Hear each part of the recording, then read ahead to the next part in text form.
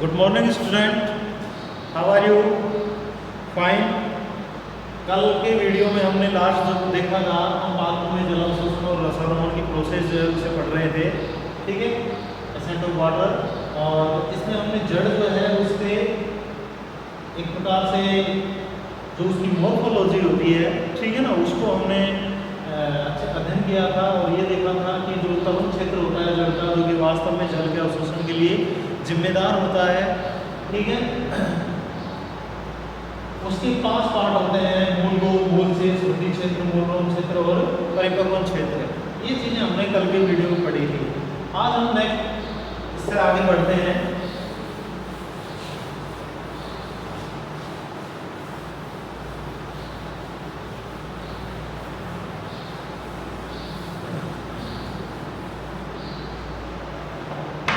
दूसरा जो पार्ट है वो क्रिया विधि से संबंधित है कि जल अवशोषण की क्रिया विधि क्या होती है, ठीक है। पार्ट सेकेंड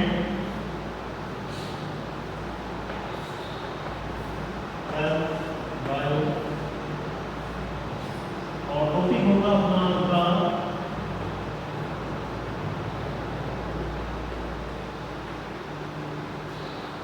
जल अवशोषण की क्रिया विधि, ठीक है। अच्छा टॉपिक है कि जल जो अवशोषण होता है वो किस तरीके से होता है। ये तो मान लिया कि जल का जो अवशोषण होता है किसके द्वारा होता है, वो जड़ के द्वारा होता है, ठीक है। लेकिन बात यहाँ पर ये आती है कि जल की जो अवशोषण की जो क्रिया विधि होती है वो क्या होती है, ठीक है, मैकेनिज्म क्या है, ठीक है, मैकेनिज्म ऑफ वाटर एब्सॉर्प्शन। तो एक वैज्ञानिक थे जिनका नाम था क्रेमर। क्या नाम था, ध्यान रखना इसको, क्रेमर वैज्ञानिक का नाम है।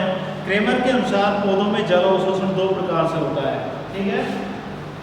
अकॉर्डिंग टू क्रेमर, पौधों में यानी कि water absorption is of 2 types. Mechanism of water जो है वो क्रेमर के अनुसार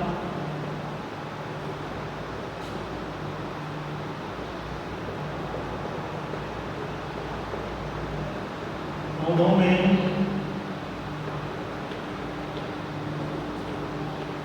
जल अवशोषण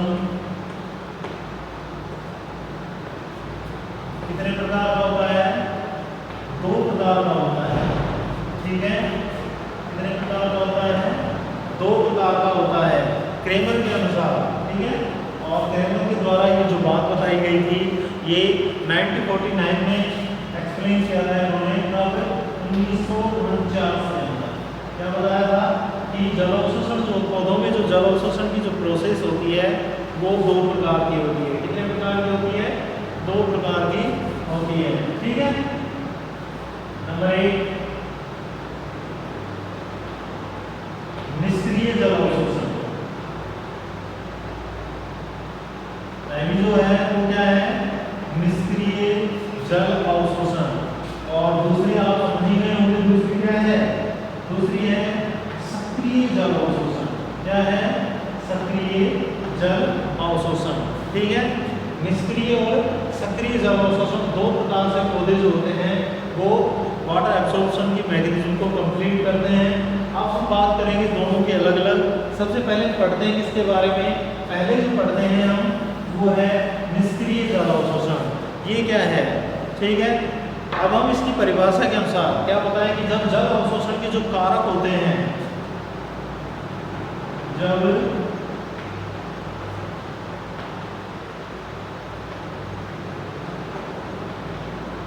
जल अवशोषण के कारक, कारक का मतलब कि जो जल अवशोषण के लिए जिम्मेदार चीजें होती हैं पौधे के अंदर, ठीक है। क्या हो सकता है भाई, जड़ें हैं, जड़ों में पाए जाने वाले ऊतक हैं, पत्तियां हैं, क्या है क्या नहीं है, ठीक है ना, वो सभी क्या कहलाते हैं, उसके कारक कहलाते हैं। जब जल अवशोषण के जो कारक होते हैं वो कहाँ पर स्थित हों, पत्तियों में स्थित हो। ध्यान रखना इस चीज को, ये लाइन बहुत इंपॉर्टेंट है दोनों में अंतर करने के लिए। जब अवशोषण के कारक पत्तियों में स्थित हो, ठीक है, कहाँ स्थित हो, पत्तियों में स्थित हो, तो वो निष्क्रिय जल अवशोषण होता है। और जड़ की जो कोशिकाएं होती हैं, मतलब सारे कारक कहाँ उपस्थित हैं, सारे जो कारक है वो कहाँ उपस्थित हैं, पत्तियों में। और जड़ की जो कोशिकाएं हैं, ठीक है, क्या जड़ की कोशिकाएं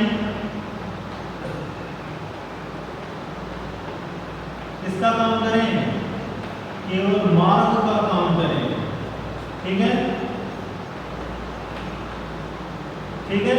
तो पहली बात तो निष्क्रिय जल अवशोषण में क्या है कि जब जल के अवशोषण के कारण कहाँ उपस्थित हो? पत्तियों में उपस्थित हो, तथा जड़ की जो कोशिकाएं होती हैं वो किसका कार्य करें? सिर्फ और सिर्फ मार्ग का, क्योंकि मार्ग तो भी आप जानते हैं जड़ें तो अवशोषित करने वाली हैं, ठीक है ना। तो जड़ें केवल किसका कार्य करें? मार्ग का कार्य करें। तो इसे हम क्या कहेंगे? इसे हम निष्क्रिय जल अवशोषण कहेंगे। ये दो लाइनें इंपॉर्टेंट है इसके लिए। इसे हम क्या कहेंगे? निष्क्रिय जल अवशोषण कहेंगे। ठीक है, ये ध्यान रखना। ओके, अब इसके मैकेनिज्म की अगर बात करें कि जो निष्क्रिय जल अवशोषण होता है इसकी क्रिया विधि क्या होती है, तो अवशोषण की क्रिया विधि, ये इसकी परिभाषा है, डेफिनेशन है इसकी। ठीक है, परिभाषा क्या कहती है? निष्क्रिय जल अवशोषण की परिभाषा क्या कहती है कि जब जल अवशोषण के कारण पत्तियों में स्थित हो तथा जड़ की कोशिकाएं केवल मार्ग का कार्य करती हैं, तो इसे हम क्या कहते हैं? इसे हम निष्क्रिय जल अवशोषण कहते हैं। ठीक है, क्या कहते हैं? निष्क्रिय जल अवशोषण कहते हैं। ये कह सकते हैं कि दूसरे शब्दों में अगर हम बात करें तो निष्क्रिय जल अवशोषण के लिए जो आवश्यक जो बल हैं उनकी उत्पत्ति पौधे के वायवीय भागों में होती है। तीसरी बात क्या कह सकते हैं? ठीक है, अर्थात दूसरे शब्दों में अगर इसकी परिभाषा देखें सेकंड शब्दों में, तो क्या कह सकते हैं? वो कि निष्क्रिय अवशोषण में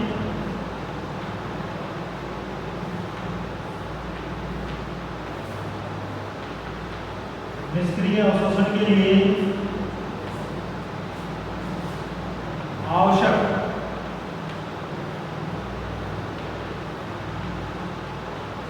बलों की उत्पत्ति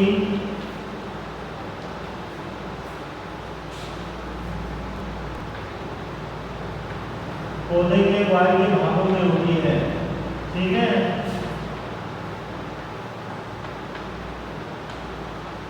कहाँ होती है? पौधे के वायवीय भागों में होती है। तो दो परिभाषाएं यहाँ पर हमने आपको बताई है, कौन कौन सी हैं? एक तो क्या है कि जब जल अवशोषण के कारण पत्तियों में स्थित होता था जड़ की कोशिकाएं केवल मार्ग का कार्य करती हैं, तो इसे हम निष्क्रिय जल अवशोषण कहते हैं। साथ ही दूसरी चीज आप क्या लिख सकते हैं? अर्थात दूसरे शब्दों में कि निष्क्रिय जल अवशोषण के लिए आवश्यक बलों की जो उत्पत्ति है वो पौधे के कौन से भागों में होती है? वायवीय भाग में होती है। और वायवीय भाग कौन से हैं? पत्तियां हैं। ठीक है, तो दोनों एक दूसरे को रिलेट करती हैं परिभाषाएं। तो ये दोनों परिभाषाएं आप हमेशा याद रखेंगे निष्क्रिय जल अवशोषण के लिए। अब हम मैकेनिज्म की अगर बात करें, इसकी कार्य विधि की अगर हम बात करें, तो कार्य विधि क्या कहती है?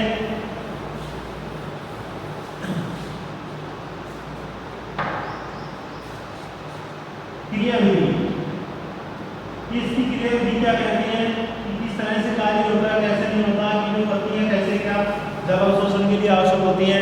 तो माय डियर स्टूडेंट, आप जानते हैं कि निष्क्रिय जल अवशोषण की जो क्रिया विधि होती है, ये 96% जो पौधे होते हैं, ये भी ध्यान रखने की योग्य बात है कि 96% जो पौधे होते हैं उन पौधों में जो जल का अवशोषण होता है वो किस विधि द्वारा होता है? वो निष्क्रिय जल अवशोषण के द्वारा होता है। अब आवश्यक बलों की उत्पत्ति जो होती है वो पौधों के अंदर वायवीय भागों में होती है। इसका अर्थ क्या है? एक प्रोसेस का नाम है जिसे हम कहते हैं वाष्पोत्सर्जन। क्या बोलते हैं? वाष्पोत्सर्जन। अर्थात पौधे जो होते हैं वो वाष्प का उत्सर्जन करते हैं। ठीक है, क्योंकि पत्तियों की जो स्ट्रक्चर होती है, जब हम पत्तियों की एनाटॉमी को पढ़ते हैं तो उसमें हम देखते हैं कि पत्ती जो होती है उसकी जो सतह होती है, उस सतह के ऊपर दो पृष्ठ होते हैं इसके, एक अधर पृष्ठ होता है, ठीक है, और एक मूल जो पृष्ठ होता है, यानी कि ऊपर की सतह और नीचे की दो सतह होती है इसकी। नीचे वाली जो सतह होती है वो थोड़ी सी रफ होती है, खुरदरी होती है। क्योंकि पत्ती की जब मॉर्फोलॉजी को पढ़ते हैं तो उसमें हम देखते हैं कि पत्ती की ऊपरी सतह जो होती है वो चिकनी होती है, अर्थात उसके ऊपर क्या पाई जाती है? उसके ऊपर क्यूटिकल उपस्थित होती है। ठीक है, जबकि नीचे वाली जो सतह होती है डाइकोट प्लांट्स, उनमें क्या होता है कि वहाँ पर क्या नहीं पाई जाती? क्यूटिकल नहीं पाई जाती, वो खुरदरी होती है और उस पर असंख्य रंध्र पाए जाते हैं। ठीक है, क्या पाए जाते हैं? रंध्र पाए जाते हैं। और ये जो रंध्र होते हैं ये किसके लिए जिम्मेदार होते हैं? वाष्पोत्सर्जन के लिए जिम्मेदार होते हैं। अर्थात पौधे की जड़ों के द्वारा जो पानी अवशोषित किया जाता है उसका अतिरिक्त जो पानी होता है पौधा अपना काम में तो ले ही लेता है जितना उसे आवश्यक है, लेकिन इसके अलावा जो ज़्यादा मात्रा में जो भी बच गया उसे रंध्रों के माध्यम से पत्तियां जो होती हैं वो क्या कर देती हैं, वायुमंडल में उत्सर्जित कर देती हैं। यही प्रोसेस क्या होती है, वाष्पोत्सर्जन होती है। और माय डियर स्टूडेंट, इसी वाष्पोत्सर्जन जो है शब्द, इसी पर जो निष्क्रिय जल अवशोषण है इसकी क्रियाविधि डिपेंड करती है। ठीक है, तो वाष्पोत्सर्जन पर डिपेंड करती है। ये मैंने जानकारी नहीं बताया। क्या कहा गया है कि 96% जो पौधे हैं उनके अंदर क्या होता है, या 98% भी हो सकते हैं, 96 to 98% जो पादप हैं उनके अंदर जो निष्क्रिय जल अवशोषण के द्वारा जो जल अवशोषण की क्रिया होती है वो कंप्लीट होती है। ठीक है, क्या होता है कि पौधों की पत्तियों द्वारा, पौधों की जो पत्तियां होती हैं पत्तियों द्वारा क्या होता है, वाष्प का उत्सर्जन होता है, अर्थात वाष्पोत्सर्जन की प्रोसेस होती है। ये तो आप जानते हैं कि पत्तियों में रंध्र होते हैं, वाष्पोत्सर्जन की क्रिया होती है। ठीक है, जिससे क्या होता है, वाष्पोत्सर्जन के द्वारा क्या होता है, जल की हानि होती है। क्या होती है, पत्ती में क्या हो जाएगी, जल की हानि होगी। और ये जल की हानि कहाँ पर होगी, ये जल की हानि होगी पत्तियों की शिराओं में उपस्थित जो जल होता है। ठीक है, जल की हानि हो रही है। ठीक है, जिससे क्या होगा कि पत्तियों की शिराओं में, इसमें पत्तियों की जो शिराएं होती हैं, पत्तियों की शिराओं में क्या हो जाएगी, जल की कमी आ जाएगी, जल की कमी हो जाती है। तो दो चीजें हैं कि पौधों की पत्तियों द्वारा क्या होता है, वाष्पोत्सर्जन होता है जिससे पौधे में जल की हानि होती है। और इस जल की हानि के कारण पत्तियों की जो शिराएं होती हैं उनमें भी क्या आ जाती है, जल की कमी आ जाती है, जिसके कारण वहाँ पर एक तनाव उत्पन्न हो जाता है। कहाँ, पत्ती की शिराओं में, पत्तियों की शिराओं में क्या उत्पन्न हो जाता है, एक तनाव उत्पन्न हो जाता है। ठीक है, एक टेंशन बन जाती है और इसी टेंशन यानी कि एक खिंचाव उत्पन्न हो जाता है। ठीक है, और यह जो ऋणात्मक तनाव है, इसी ऋणात्मक तनाव के कारण क्या होगा कि तने का जो जल स्तंभ बना हुआ है, इससे पहले हमने कक्षा 11 में पढ़ चुके हैं इसे, कि जो तना है आप जानते हैं कि तने के अंदर क्या बना हुआ है, जाइलम जो है उसकी जो कोशिकाएं होती हैं उन कोशिकाओं से लेकर वो पत्तियों तक क्या बन जाता है, एक जल स्तंभ का निर्माण हो जाता है। जल लगातार चलता रहता है। मान लीजिए कि ये पौधा है, ठीक है, ये इसका तना, ठीक है, ये इसकी शाखाएं वगैरह और ये इसकी पत्तियां, तो यहाँ से लेकर ये जड़ें जल अवशोषण का कार्य करती हैं। यहाँ से क्या होगा, एक जल स्तंभ सीधा कहाँ पर जाता है, पत्तियों तक जाता रहता है। ठीक है, तो इस जल स्तंभ में क्या होता है, एक ऋणात्मक बल उत्पन्न हो जाता है, एक तनाव उत्पन्न हो जाता है। ठीक है, और इसी तनाव के कारण क्या होता है कि ये तनाव जो होता है जल स्तंभ से होते हुए, भाई यहाँ पर कमी आई, पत्ती में क्या हुआ, एक तनाव उत्पन्न हो गया। कैसे हुआ कि पौधे की पत्तियों द्वारा वाष्पोत्सर्जन किया गया, जिससे पौधे में जल की कमी आई, और जल की कमी के कारण शिराओं में भी जल की कमी हो गई, जिससे पत्तियों में क्या उत्पन्न हो गया, पत्तियों में एक तनाव उत्पन्न हो गया। और ये जो उत्पन्न ऋणात्मक तनाव है, ये कैसा तनाव होता है, ये ऋणात्मक तनाव होता है। कैसा होता है, ऋणात्मक तनाव होता है। और ये ऋणात्मक तनाव जो होता है वो जल स्तंभ से होते हुए, ये क्या है, ये जल स्तंभ होता है। ठीक है, और यही ऋणात्मक तनाव जो होता है वो जल स्तंभ से होते हुए कहाँ तक पहुँच जाता है, जड़ों तक पहुँच जाता है। कहाँ तक, जड़ों तक पहुँच जाता है। और इसी तनाव के कारण जड़ें जो होती हैं वो भूमि से क्या करती हैं, जल का अवशोषण करती हैं। क्या करती हैं, जल का अवशोषण करना शुरू कर देती हैं। इसे हम निष्क्रिय क्यों कहते हैं, क्योंकि यहाँ पर किसी भी प्रकार के कोई ऊर्जा की, ठीक है, आवश्यकता नहीं होती। यहाँ पर पत्तियों के द्वारा वाष्पोत्सर्जन के कारण जल की कमी, और जल की कमी के कारण क्या होता है, पत्तियों में उत्पन्न तनाव जो होता है वो जल स्तंभ से होते हुए जड़ों तक पहुँचता है, और वहाँ पर क्या होता है, जल का अवशोषण शुरू हो जाता है। ठीक है, क्या हो जाता है, जल का अवशोषण शुरू हो जाता है। और मूल रोमों द्वारा इसी ये तनाव यहाँ पर जैसे ही पहुँचता है जड़ों में, तो जड़ों में उपस्थित जो मूल रोम होते हैं उन मूल रोमों द्वारा स्वतः ही जल का अवशोषण होना शुरू हो जाता है, या ये कह सकते हैं कि जल जो होता है वो जड़ में ऊपर की ओर चढ़ने लगता है। एक छोटा सा प्रयोग आप घर में भी करके देख सकते हैं इस चीज़ का कि ये तनाव कैसे उत्पन्न होता है।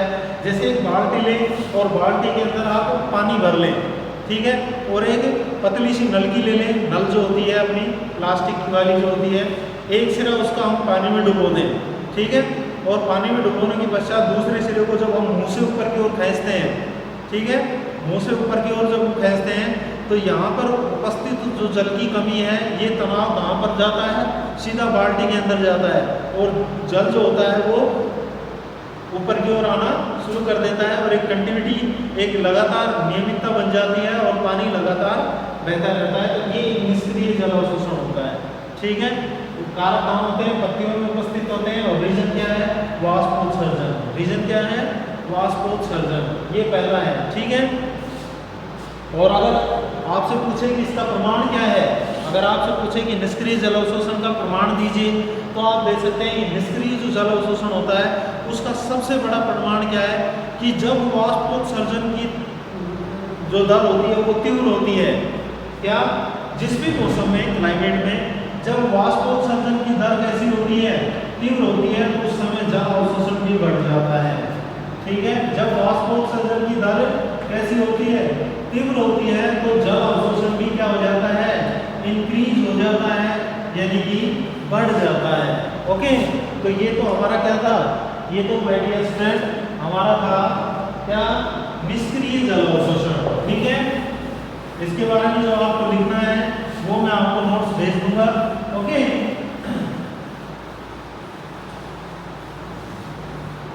इसके पश्चात दूसरा जो है वो है सक्रिय जल अवशोषण। क्या है, सेकेंड, सक्रिय जल अवशोषण, ओके।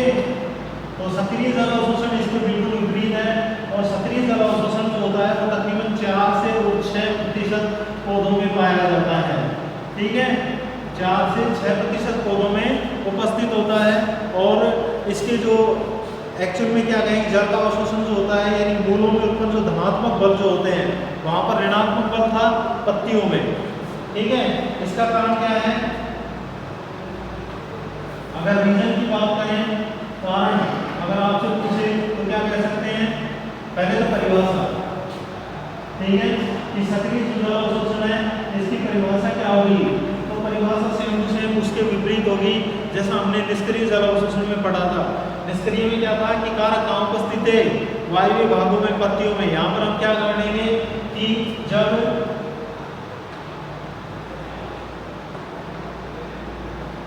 पौधों में जल अवशोषण के कारक कहाँ उपस्थित हो,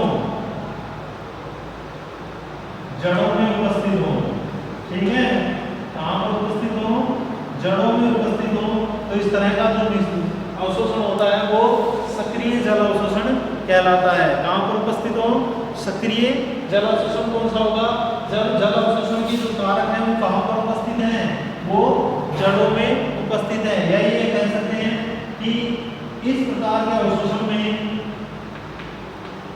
इस प्रकार के अवशोषण में आवश्यक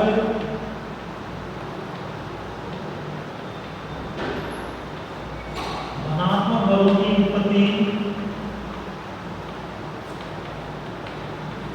जड़ों में होती है। कहाँ पर होती है, जड़ों में होती है, ठीक है। इस प्रकार के अवशोषण में आवश्यक धनात्मक बलों की जो उत्पत्ति है वो कहाँ पर हो रही है, वो जड़ों में हो रही है, ठीक है। ये इसकी परिभाषा है, याद रखेंगे इसे। दूसरी चीज, अगर मैग्नीशियम की बात करें तो आप जानते हैं कि मैग्नीशियम भी इसी बात पर डिपेंड करती है कि आवश्यक जो कारक हैं या आवश्यक जो बल है वो कहाँ पर उत्पन्न हो रहे हैं, ठीक है। अगर हम क्लियर की बात करें तो क्लियर क्या कहती है, क्लियर कहती है कि आवश्यक जो बल उत्पन्न हो रहे हैं वो वो कहाँ पर उत्पन्न हो रहे हैं? तो आप जानते हैं कि इस प्रकार के अवशोषण में आवश्यक धनात्मक बल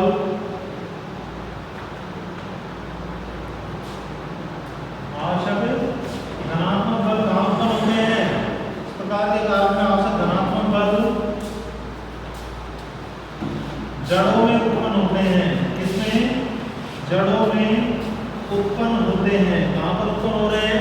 जड़ों में उत्पन्न हो रहे हैं। ठीक है, और इसमें मूलों की प्रमुख भूमिका होती है। और ये क्रिया जो होती है ये कब होती है? अगर टाइम पीरियड की बात करें तो क्या कह सकते हैं कि यह क्रिया यानी कि सक्रिय जो जल अवशोषण होता है, यह क्रिया रात्रि में होती है। ठीक है, कब होती है? रात्रि में होती है, क्योंकि पानी का तो रात को भी आवश्यक होता है। लेकिन दूसरी चीज क्या होती है? आप जानते हैं कि रात्रि के अंदर क्या नहीं होता? वाष्पोत्सर्जन नहीं होता है। ठीक है, तो ये भी लिख सकते हैं कि यह क्रिया कम वाष्पोत्सर्जन की स्थिति में होती है।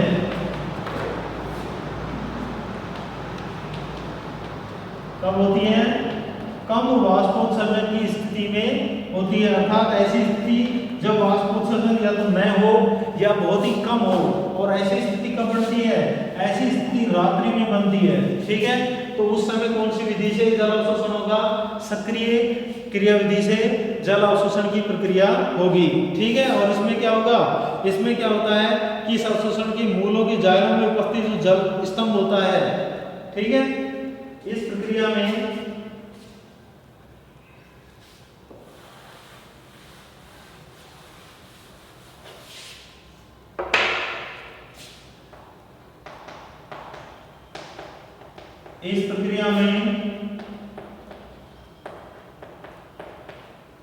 मूलों के किसमें? जाइलम में धनात्मक बल उत्पन्न होता है। ठीक है, और इसी धनात्मक बल के कारण क्या होता है? इसी धनात्मक बल के कारण जल का अवशोषण होता है। इस प्रक्रिया में मूलों के जाइलम में धनात्मक बल उत्पन्न होता है, जिसे ये लाइन भी ध्यान रखना, जिसे क्या कहते हैं? जिसे मूल दाब कहते हैं। रूट प्रेशर क्या कहते हैं? जिसे मूल दाब कहते हैं। और ये मूल दाब जो होता है यही कारण है सक्रिय जल अवशोषण का। क्या बोलते हैं उसे? मूल दाब कहते हैं। और इसी मूल दाब के कारण क्या होता है? इसी मूल दाब के कारण मूलें जो होती हैं वो जड़ों के यानी कि जो जड़ें होती हैं वो मिट्टी से जल का अवशोषण कर लेती हैं। ठीक है, तीसरी बात, इस प्रक्रिया के लिए ये जो प्रक्रिया है, इस प्रक्रिया के लिए किसकी आवश्यकता होती है? ऊर्जा की आवश्यकता होती है, एटीपी की आवश्यकता होती है। बात यहाँ पर आती है कि एटीपी उस समय कौन प्रदान करता है? ठीक है, तो एटीपी करता है कि मूलों की जो श्वसन क्रियाएं होती हैं, यहाँ पर जो एटीपी है कौन प्रदान करेगा? मूलों की श्वसनशील कोशिकाएं। ठीक है, कौन सी कोशिकाएं उत्पन्न करेंगी? मूलों की श्वसनशील जो कोशिकाएं होती हैं वो एटीपी प्रदान करती हैं, यानी कि ऊर्जा प्रदान करती है। तो ये हमारे दो हो गए, सक्रिय जल अवशोषण और निष्क्रिय जल अवशोषण। ठीक है, तो इन्हें बिल्कुल अच्छी तरह से याद करेंगे। नोट मैं आपको भेज दूंगा, ठीक है, पीडीएफ के अंदर। Okay, good bye, have a nice day.